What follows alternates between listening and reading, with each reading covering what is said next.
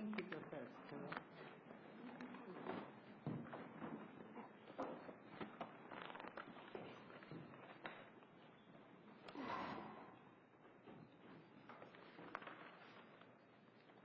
Good morning, Mr. Salmon. Good morning. Ellen Lazar-Moore for the Commonwealth. This case is before the court on further appellate review following a decision of the appeals court reversing the defendant's convictions of home invasion and breaking and entering, based upon the appeals court's conclusion that the trial judge abused his discretion in ruling certain of the defendant's prior convictions admissible. The appeals court's conclusion was wrong because the trial judge exercised his broad discretion to exclude those convictions that were the same as or substantially similar to those crimes for which the defendant was on trial. And any cumulative problem, though, I mean, quite apart from what the convictions were for, but just the number? I mean, isn't that the real issue? No, Your Honor. First, this court has repeatedly stated that the mere number of prior convictions admitted is not indicative of an abuse of discretion. What is important is that the judge recognize that he or she had the discretion to admit or exclude convictions and exercise that discretion. And the judge here did that. He excluded the defendant's convictions of breaking and entering, of larceny of a motor vehicle, and receiving stolen property, which were the same as or similar, substantially similar to the crimes being tried. This court has... But there were 14 cases the judge allowed in, right? There were, Your Honor. That's an awful lot of priors, isn't it? It is, but the defendant had an awful lot of priors, and the judge excluded an awful lot. Whether or not you can convict somebody for the fact that they've had an awful lot of priors. No, and the judge explicitly instructed the jury in the final charge. Well, the defendant did not ask for a limiting instruction given contemporaneously. The judge gave a limiting instruction in the final charge on the proper use of the evidence, that it could only be used to assess the defendant's credibility and not as evidence of guilt. And this court has also stated that it is at least difficult, if not impossible, to show an abuse of discretion in admitting prior convictions if the convictions are not substantially similar to the charges being tried.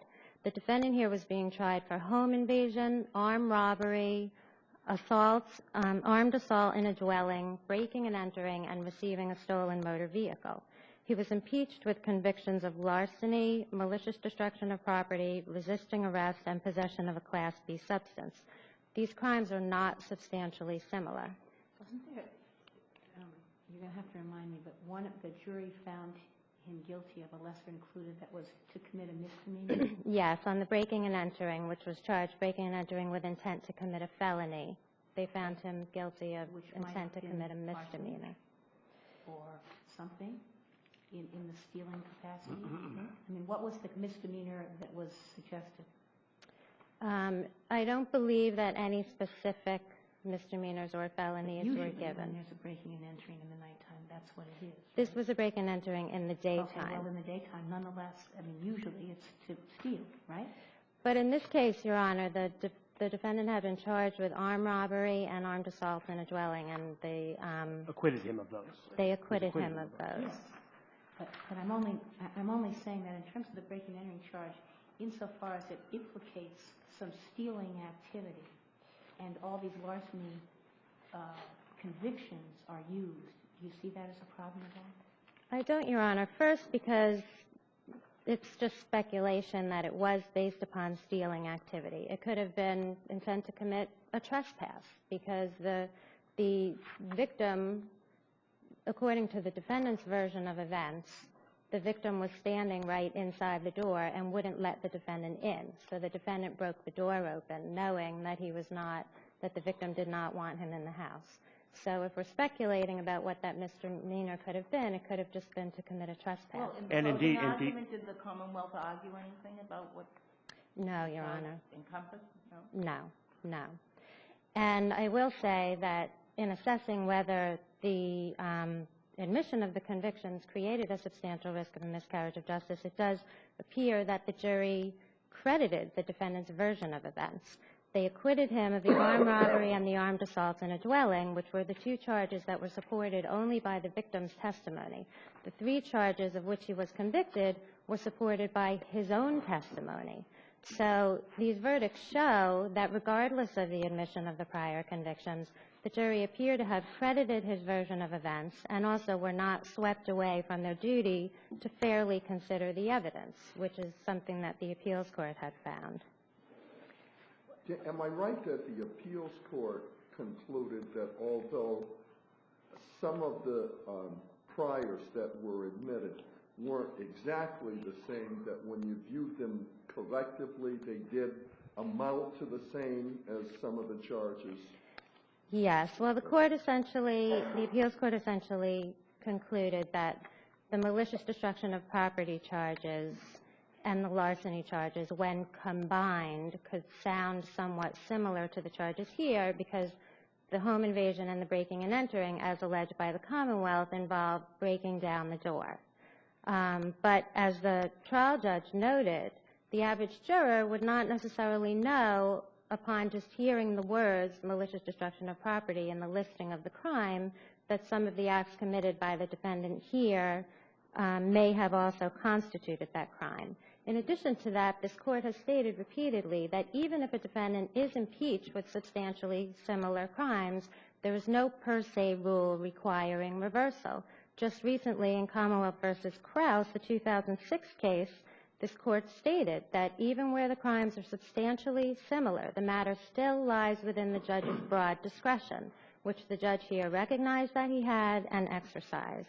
Can I ask you, what do we make of the fact, and maybe nothing, that in fact it was defense counsel that introduced the prior convictions, knowing that the Commonwealth had a court order that they could do the same? Is that significant at all to our analysis? I think it is significant in determining whether there was a substantial risk of a miscarriage of justice. Why?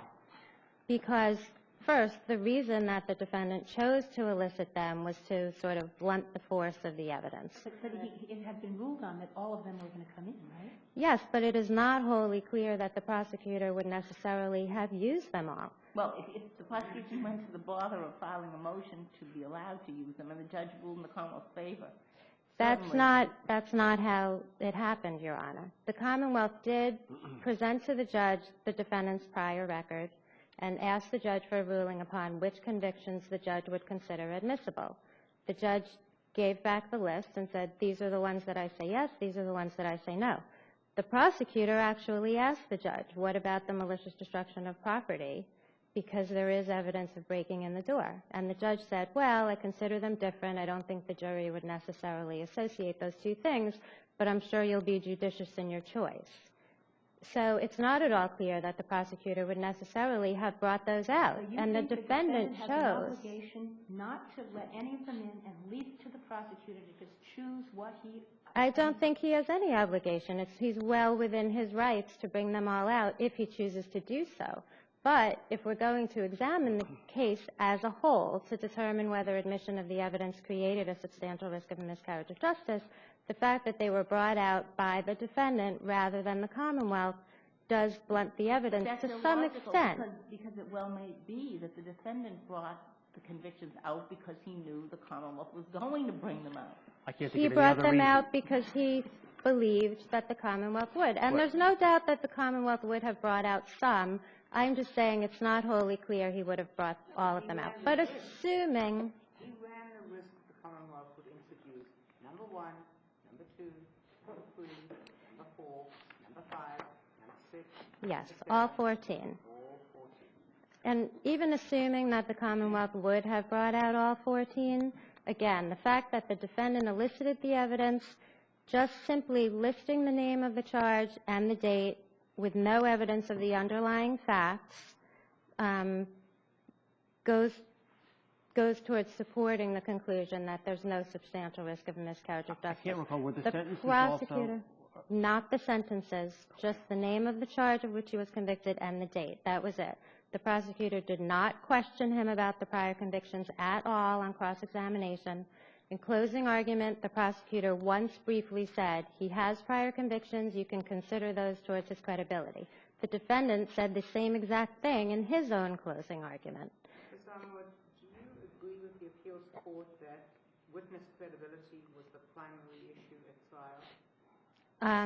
Yes, I do agree that it was. But again, I believe that the verdicts show that the jury did credit the defendant. In addition to that, the defendant testified. They may have credited him. At least the appeals court seems to suggest that the sum of the 14 convictions were close enough to the ones for which they convicted him. That is the appeals court's conclusion. The Commonwealth disagrees with that. But in addition, the appeals court, although stating that the standard to apply was a substantial risk of a miscarriage of justice, the appeals court never assessed the effects of the evidence on the case as a whole. And here, the defendant testified that he had been a prostitute and a drug addict for at least 14 years since he was 14 years old, that he had been doing whatever he needed to do to get money, that he, quote, unquote, hustled people for money for drugs, that he hustled the defendant for money for drugs the night before the crimes. Given this lengthy and repeated testimony, the defendant's prior convictions could not have affected his credibility any more than his own testimony did. I understand that prostitution is not legal, but let's assume for the present purpose, let's assume that his defense in essence is, I was in that apartment legitimately because one of the occupants of that apartment had invited me in on a prior occasion to have sex. He didn't pay me as he, in other words, a lot of it has to do with what he's doing in that apartment. In other words, he's not being charged here for soliciting sex. No. That was his testimony as to why he was in the apartment the night before when he allegedly left his cell phone there. His testimony as to what happened during the alleged home invasion was that he had left his cell phone in the apartment. He tried to get back in to get it. The victim would not let him in. So he broke the door open, knowing the victim was there, while armed with a hunting knife. And then the victim tried to grab him, so he pulled out the knife, and the victim let him go, and he ran away. So his own testimony supports his conviction of the home invasion and the breaking and entering, and also he testified that when he fled in a car that he knew was stolen. So that supported his conviction of the receiving a stolen motor vehicle, which was not actually reversed by the appeals court. Only the other two convictions were. So again, these verdicts show that regardless of the admission of the convictions, the jury credited his version of events. They acquitted him of the armed robbery and the armed assault in a dwelling, which would only have been supported by the victim's testimony. And these verdicts also show that the jury did its duty to fairly consider the evidence, sorting out the evidence, convicting him of some charges, and acquitting him of others. Can I ask you another question? The appeals court ruled that the judge erred when he permitted one of the witnesses to give a number of nonverbal responses, Yeah. shaking of the head, I assume. Yeah. And the judge basically permitted him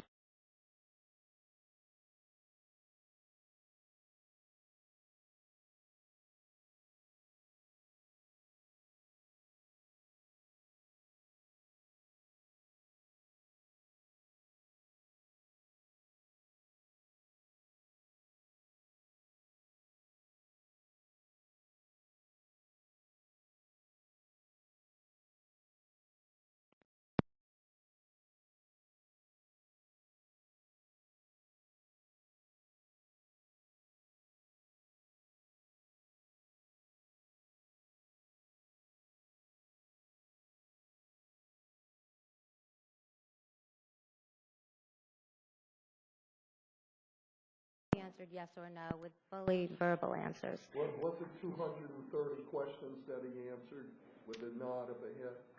I'm not sure of the number, I but saw that in one of the briefs. there were a great number, but there were also a great number that he was required to answer verbally that could not be answered yes or no. And I should also note that the defendant used this to his advantage, arguing at length in closing that the victim was not to be believed, because he put on evidence that from witnesses who had known the defendant for years and had never heard him stutter in his entire life. So he used this to argue that the defendant was not credible, that he was stuttering either because he was faking it or because he was lying.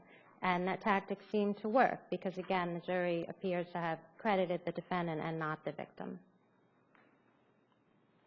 Thank you. Thank you, Mrs. Brown. Mr. Gannon? Thank you, Your Honor. Sean Gallagher for the appellant, John Brown. If I may, I'd actually like to start on a point that hasn't been discussed yet, but was raised below, and that was the trial court's, the appellant would say, error in not instructing the jury in accordance to Collins. Let me ask you this: did this court take this case for the limited issue the Commonwealth raised, or is it every issue open? I should know the answer to that, but I don't. I know that the defense raised. No, I mean, the Commonwealth raised one issue, but the defense raised four, and it's briefed to the court. I think we took it for everything. I think the order for granting further appellate review was not a limited order, where it said further application for further appellate review granted. Yes, so it's every issue that was in front of the appeals court is in front of us, unless neither side is raised, in which case it's waived. I'd like to put this in a broader context. The defendant was charged with breaking and entering with intent to commit a felony. He was acquitted of that, and he was convicted only of a misdemeanor on the B&E. He was charged with armed assault in a dwelling. He was acquitted of that. And he was also charged with armed robbery, and he was acquitted of that. Every single time there was an issue as to his intent, that evidence went the defendant's way. The jury concluded that the Commonwealth couldn't prove that he had intent to commit a felony when he entered the dwelling. The Commonwealth couldn't prove that once inside the dwelling, he had the intent to commit a felony once inside, and the Commonwealth couldn't prove that he had the intent to steal in connection with the armed robbery. Now, in Collins, the appeals court said that in connection with the fourth element of home invasion, the use of force or threatened imminent use of force, that the court in the future had to instruct the jury that the issue would be the intent. Did the defendant have the intent analogous to an assault, common law assault? What was the intent to instill fear in the victim? Right? The intent to instill fear of imminent bodily harm. Intended to cause the victim fear or apprehension of immediate harm. Correct. Correct. Now, with respect to the intent element, with assault, when it's an intent, there has to be a conscious focusing of the mind. It has to be contemplation and not reflex before the act. So, you're saying that just using the word threatening doesn't incorporate all that? No, and that's what the court in Collins said. Because in Collins, they said that charge was one that was an objective charge. And that would be the focus on a reasonable person within the dwelling. Did he feel threatened by what was happening? But Collins said the focus is on the intent of the defendant. Now, in this case, the defendant is saying, by his testimony, that he's going to get the phone, and that they attack him, and then he tries to get out of the dwelling. So I'd submit in that case, when he takes a knife, doesn't point at anybody, the question for the jury becomes, was that a reflexive action? Or was that something that was contemplated or conscious or premeditated? And the jury was never apprised that we should think about that. Now, defense counsel, at trial, asked the judge for the Collins instruction, so it was properly preserved. So the question would be whether or not to be prejudiced to the defendant in this case. I know in the appeals court decision, they just said the flaw in Collins wasn't, that the instruction here didn't remove the intent. Well, what happened here, I take it that the jury was instructed on the fourth element of home invasion, that you must find that the defendant used force or threatened the use of force upon any person in the dwelling house. And you're saying that's not enough. And that's what the court in Collins said, that that's not enough. That was the instruction in Collins? In Collins, at the end of the opinion, the court said in all future cases. But the actual instruction used in Collins wasn't that one, right. Was it? No. In Collins, they said in all future cases, the instruction should be. But the instruction that they were saying was problematic was not the one that Judge Fecto gave, is what I'm trying to say. That's correct, because what happened in Collins is the trial judge essentially told the jury, almost mandated them that they could convict. And the trial judge used the evidence that was presented at trial that the defendant had a gun pointed up to the ceiling, and the trial judge said that's sufficient for that element of home invasion. So in that case, the trial judge almost made it mandatory that the jury find beyond a reasonable doubt that there was the fourth element was met. But aside from that, the court said in all future cases, which really had nothing to do with that particular case, that the court must instruct in terms that are analogous to common law assault. And they talk about there has to be an intent. There has to be an intent on the part of the defendant to instill that fear of imminent bodily harm. So on the charge that the jury got, in this case, the question was objective. Could an objective person believe that this was what was happening? But the court in Commonwealth said it's the intent of the defendant. And in this particular context, the defendant won every intent question. No intent to commit a felony on the B&E. No intent to commit a felony on armed assault in the dwelling. Armed robbery, no intent to steal. Every time the jury had an opportunity to look at his intent, they went his way. So I'm submitting to this court, if the jury was again given an opportunity to look at his intent, as the Commons Court said, on the fourth element of home invasion, there is a real substantial likelihood that that jury would have said that they had not proved beyond a reasonable doubt that it was his intent to instill fear in these people. Mr. Brown, I don't want to get us, Mr. Gallagher, I don't want to get us all, but as I read footnote 4 of the appeals court decision, and your page 19, the same,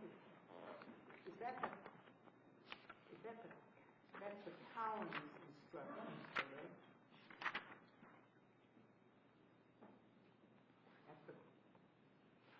Footnote 4 in what, Chief?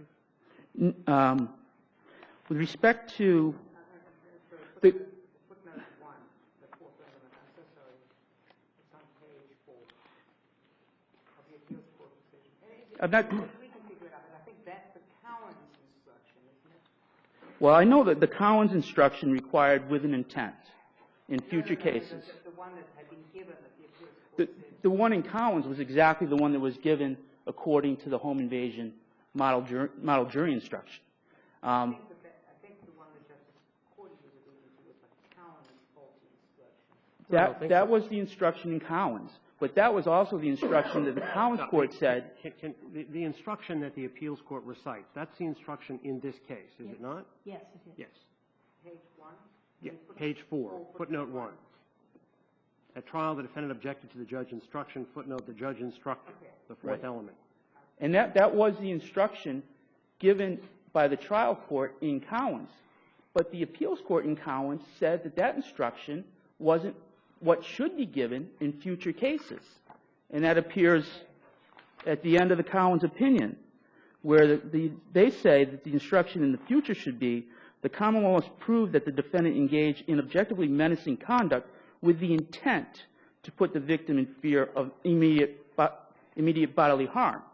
That was not the instruction at the trial court level. And the court prefaced it with, in future cases, you have to give this instruction. So I think it's clear that the trial judge did not abide by what the Collins court said he should do. So the question, I think, at that point would become whether or not that's prejudicial error. And then if you put it in the context of how the defendant won every issue on intent, that if he was given the opportunity to argue that it was not his intent when he's wrestling on the ground, his version is he's attacked. He weighs 118 pounds. The guy who attacked him, testimony is he weighs 300 pounds. There's a second guy in the apartment who joins the attack, and the defendant says, he had a rope around my neck. So was his action reflexive and not intentional?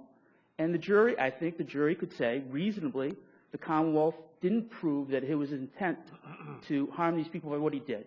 And it wasn't contemplated, it wasn't conscious. It was a reflex, and then he was able to get away, and he scurried out, which is his testimony. Assuming there has to be a new trial, just assuming, based on that, or perhaps the next issue, what about these convictions? the 14 prior? I'd submit to the court that certainly some prior convictions can come in. In this case, there's 14. There's 7 that go to honesty, but they're all cumulative. 4 that don't go to honesty. 2 drug offenses and 1 resisting arrest, malicious destruction. So there's really, of the 14, there's 7 and 7, a split. When there's 14, of course, no number by itself means that it can't go in. But of course, the higher the number, the more risk there is that there's going to be prejudice to the defendant. But in this case, given the defendant's own testimony that he had been a prostitute since he was 14 and an alcoholic and drug addict for 14 years, and he had been having sex with men for money since age 14, and he hustled people for drug money, and he would do whatever he had to do to get money for drugs, including lying and cheating. Given that testimony of his own, how did the admission of the prior convictions for drug and for drug possession and larceny create a risk that the jury would think differently about the defendant than what the defendant already testified to? I mean, he said he was a thief, and he said he was a drug addict, and that he hustled people for drug money. So how did the prior convictions harm him? I don't think his rendition or recitation of his life on the streets necessarily translates into that he's a liar on the stand, or you may infer from what happened in his life that it's likely that he's not telling you the truth, at least not in comparison to 14 convictions. And even but the proper purpose of the 14 convictions is on the subject as to whether he's telling the truth. Well, that is the only use that is proper for those. And the question is whether he's prejudiced because it brings in all of this stuff about his bad character, where he has just testified on the stand extensively to his long history in crimes of this sort. That he's testified to his character. So how could the prejudicial effect, have been aggravated by the use of the prior convictions? Well, that's what I would say. Add to that the fact that he was acquitted, that the jury effectively believed him, because he was acquitted of most of what the Commonwealth claimed, other than what he admitted himself, more or less, from his own testimony. Well, how was he harmed? With respect to Justice Cordy, I think that's what the problem was, using the word aggravated, that those prior convictions certainly compounded whatever he said. How did it compound the nature of his character? How did it compound that? The fact that I committed all these crimes, and oh yes, I was actually found guilty of them as well. How does that compound the bad character that he has testified to? If those convictions, say, for example, none of those convictions came in, and his testimony was as it was, yeah, I would submit that that doesn't show the same degree, perhaps, of bad character. Person says he's a prostitute, that doesn't mean that he's a liar. Person says that he's a drug addict, that doesn't mean he's a liar. Person says that he kind of hustles people in order to make money. But he said he did whatever he had to do to get money for drugs, including lying and cheating. So he says he's a liar, and cheating is essentially the same as larceny. And as I say, the only legitimate use of the prior convictions is that they cast doubt on his credibility, on whether he's lying, because he's not credible, because he has previously demonstrated a willingness to break the law. That is the proper use. I wholeheartedly agree with that. But the problem that the defense has brought up is that because there's so many and such a nature, that there's a real risk that they were used not for his credibility, but to show that we're going to convict him regardless because we believe that he's a bad character deserving of punishment. But it appears that they didn't do that because they only convicted him essentially of what he testified to doing. Well, so they didn't use it to, quote, convict him of anything else. I think there's a part in the testimony by Gilbert who said that he came in, he threatened me with a knife, he said, you better give me the money, I'm serious, or I'm going to harm you or kill you. Now, the jury could have disbelieved the knife, apparently that they did, but they could have believed that threat, and that could have been the basis of the fourth element of the home invasion. So, and he was convicted on home invasion. So simply because he was acquitted on the other two doesn't necessarily mean he wasn't prejudiced as to the one that was left. And another possibility is, even if you thought he was a bad guy and deserved punishment, the testimony on the armed assault and the armed robbery, you could say that the two persons in the apartment gave such conflicting testimony, even if we think he's a bad guy, we can never reach the conclusion that we should find him guilty on that. But the home invasion is so close, if there's prejudice and we think he's a bad guy, that might just be enough for the conviction on that. Thank you. All right.